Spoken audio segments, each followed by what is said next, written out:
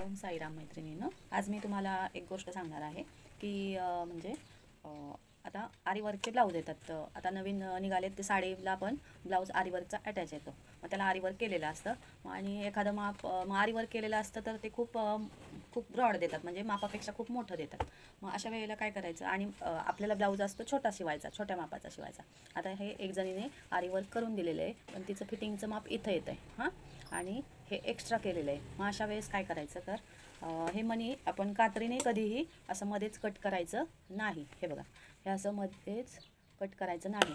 हे असं एखादा दगड किंवा काहीतरी घेऊन हे मणी डायरेक्ट इथंच फोडून टाकायचे, आणि हे मणी असे फुटतात. फोडून टाकायचं, आणि आपल्याला जिथं किंवा एखादी खूप वर पण ह्याच्या खूप डिझाईन मोठी असते, पूर्ण ब्लाऊज भरलेला असतो. मग त्यावेळेस कधीच धागा हा कट करायचा नाही, कारण का धागा कट केला की मग सगळे मणी ओपन होतात, मग सगळी डिझाईन फिसकरते आणि व्यवस्थित दिसत नाही. मग त्यासाठी ही ट्रिक आहे, ती तुम्हाला तुमच्याबरोबर मी आज शेअर केली. आता हा पण खूप मोठा ब्लाऊज आहे, पण तरी पण त्यांचं एका बाजूला असं खूप फिटिंगचं हे झालं. हे बघा, त्याच्यामुळे मी हे असं केलं.